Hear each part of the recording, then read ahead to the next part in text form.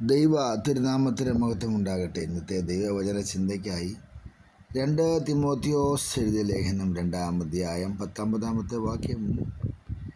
എങ്കിലും ദൈവത്തിൻ്റെ സ്ഥിരമായ അടിസ്ഥാനം നിലനിൽക്കുന്നു, കർത്താവ് തനിക്കുള്ളവരെ അറിയുന്നു എന്നും കർത്താവിൻ്റെ നാമം ഉച്ചരിക്കുന്നവൻ എല്ലാ അനീതിയും വിട്ടകന്നു കൊള്ളട്ടെ എന്നും ആകുന്നു അതിൻ്റെ മുദ്ര എന്ന് നാം ഇവിടെ വായിക്കുന്നു.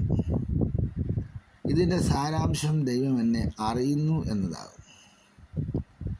ദൈവം അറിയാത്ത ഒരു കാര്യവും നമ്മുടെ ജീവിതത്തിലില്ല. നമ്മളെ അറിയുന്ന ദൈവത്തിൽ നമുക്ക് സന്തോഷിക്കാൻ കഴിയട്ടെ. കാരണം ഞാൻ ദൈവത്തെ സ്നേഹിക്കുന്നു, കണ്ടിട്ടില്ല എങ്കിലും അവനെ അറിയുന്നു. അപ്പോൾ എന്നെ അറിയുന്ന ഒരു ദൈവം, എൻ്റെ സ്വഭാവം അറിയാവുന്ന ദൈവം, എല്ലാം അറിയാവുന്ന ദൈവത്തിൽ നമ്മളെ തന്നെ സമർപ്പിക്കാം. കർത്താവായ യേശു സർവജ്ഞാനിയാണെന്ന് നമുക്കറിയാമല്ലോ. എന്നാൽ പലപ്പോഴും നിത്യ ജീവിതത്തിൽ നാം ഇത് മറന്നു പോകുന്നു. നാം ദൈവത്തിൻ്റേതാണെന്ന് ദൈവം അറിയുകയും ചെയ്യുന്നു. അപ്പം നമുക്കത് തൻ്റെ എല്ലാ വഴികളിലും എല്ലാവരുടെയും എല്ലാ കാര്യങ്ങളും ദൈവം അറിയുന്നു.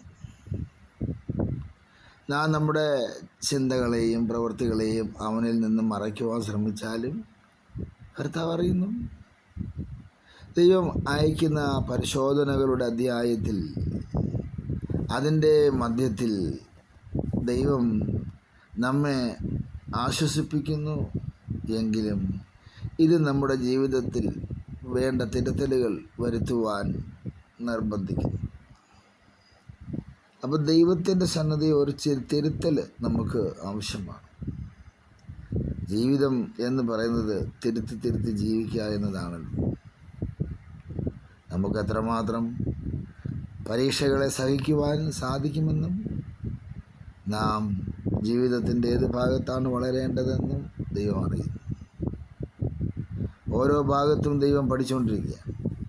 നാവിനെ പഠിക്കുന്നു, നോട്ടത്തെ പഠിക്കുന്നു, കേൾവിയെ പഠിക്കുന്നു, സംസാരത്തെ പഠിക്കുന്നു, പ്രവർത്തികളെയും പ്രവർത്തനങ്ങളെയും പഠിക്കുന്നു, നടപ്പിനെയും ഇരിപ്പിനെയും പഠിക്കുന്നു, കിടപ്പിനെയും എഴുന്നേൽക്കുന്നതിനും പഠിക്കുന്നു. ഹൃദയവിചാരങ്ങൾ അറിയാവുന്ന ദൈവം എല്ലാം പഠിച്ചുകൊണ്ടിരിക്കുന്നു. അപ്പോൾ ദൈവം ഓരോ അവയവങ്ങളെയും ദൈവസന്നിധിയിൽ എത്രമാത്രം പഠിക്കുവാൻ തക്കവണ്ണം ഇടയാകുന്നു എന്നുള്ളത്, ഏത് ഭാഗത്താണ് വളരേണ്ടത് എന്നും ദൈവം അറിയുന്നത്. അപ്പോൾ വളർച്ച പ്രാപിക്കാത്ത ഭാഗം ഏതാണെന്ന് ദൈവത്തിൻ്റെ സന്നിധിയിൽ നമുക്കറിയാൻ പറ്റും. എങ്ങനെ അറിയാൻ പറ്റും? അതൊക്കെ അറിയാൻ പറ്റും, ദൈവസന്നിധിയിൽ അറിയാൻ പറ്റും. അതിനായിട്ട് ദൈവകരങ്ങളിൽ നമ്മളെ താഴ്ത്തി സമർപ്പിക്കാം. പത്രോസിൻ്റെ നിഗളത്തെ അവനറിയാം, തോമസിൻ്റെ അവിശ്വാസത്തെ അവനറിയാം, യാക്കോബിൻ്റെയും യോഹന്നാൻ്റെയും വിഭാഗീയമായ ചിന്തകളെ അവനറിയാം, മത്തായിയുടെ പശ്ചാത്തലം അവനറിയാം, നഥനയേലിൻ്റെ ശുദ്ധത അവനറിയാം, സക്കായിയുടെ ആവശ്യമെന്തെന്ന് അവനറിയാം, നിക്കോദോമസിൻ്റെ ഭയം എന്താണെന്ന് അവനറിയാം, അരമത്യക്കാരൻ്റെ യോസഫിൻ്റെ ഭക്തിയെ അവനറിയാം. അതെല്ലാം അറിയാവുന്ന ദൈവമാണ് നമ്മുടെ ദൈവം. ഇപ്പോൾ എൻ്റെയും നിങ്ങളുടെയും ജീവിതത്തിൻ്റെ അവസ്ഥകൾ അവനറിയാം. പേര് പറയുന്നില്ലെന്നേ ഉള്ളൂ. എങ്ങനെ ഇരിക്കുന്നു നമ്മുടെ ജീവിതം? എവിടെയാ വളർച്ച പ്രാപിക്കേണ്ടത്?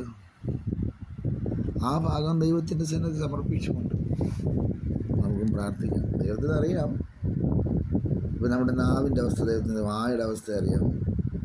പ്രാർത്ഥന കഴിഞ്ഞ് വീട്ടിൽ ചെന്നാൽ നമ്മളെടുക്കുന്ന ഫോണിൽ കൂടെ സംസാരിക്കുന്ന ഫോൺ സംഭാഷണമെന്നറിയാം. അപ്പുറത്തെ തലയ്ക്കെന്ന് കേൾക്കുന്നതറിയാം, ആ വ്യക്തിയെ അറിയാം. അപ്പോൾ എല്ലാം അറിയാവുന്ന ദൈവം, ആ ദൈവത്തിൽ വേണം നമ്മൾ ഭയപ്പെടേണ്ടതും വിശ്വസിക്കേണ്ടതും. ദൈവം ആരെന്ന് അറിയുകയും ചെയ്യണം. ഇവിടെ 139-ാം സങ്കീർത്തനം 2-ാമത്തെ വാക്യത്തിൽ ദാവീദ് പറയുന്നുണ്ടല്ലോ, ഞാൻ ഇരിക്കുന്നതും എഴുന്നേൽക്കുന്നതും നീ അറിയുന്നു, എൻ്റെ നിരൂപണം നീ ദൂരത്തു നിന്ന് ഗ്രഹിക്കുന്നു. എൻ്റെ നടപ്പും കിടപ്പും പരിശോധന ചെയ്യുന്നു. എൻ്റെ വഴികളൊക്കെയും നിനക്ക് മനസ്സിലായിരിക്കുന്നു.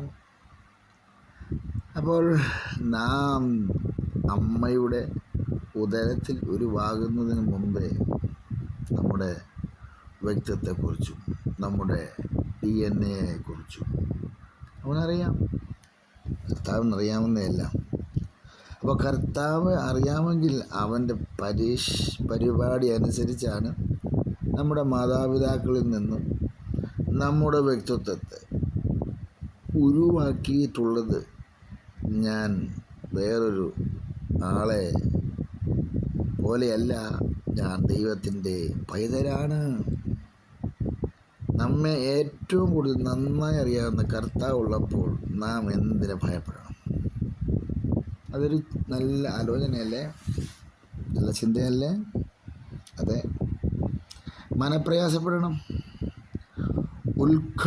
ഉത്കണ്ഠയുള്ളവരായിരിക്കണം. വേണോ? ഉത്കണ്ഠ മാറ്റിക്കള, മനപ്രയാസം മാറ്റിക്കള.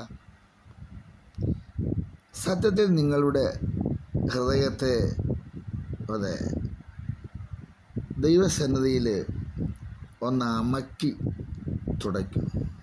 ഒന്ന് അമക്കി. നമുക്ക് ഹൃദയത്തെ അമക്കാൻ പറ്റുമോ? അതെ, ദൈവത്തിൻ്റെ സന്നിധിയിൽ നമുക്ക് അമക്കാം.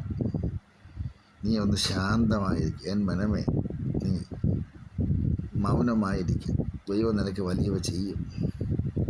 അപ്പോൾ ഈ അനുഗ്രഹത്തിൽ നിങ്ങളെ തന്നെ മടക്കിയെടുക്കുക.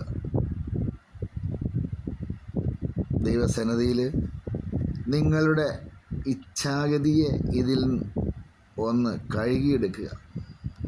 നിങ്ങളുടെ മനോഭാവത്തെ നന്നാക്കിയെടുക്കുക. ഈ ആലോചനകളെ ഹൃദയസ്ഥമാക്കി തേജസ്സുള്ള മനുഷ്യനെ മനസ്സിലാക്കും.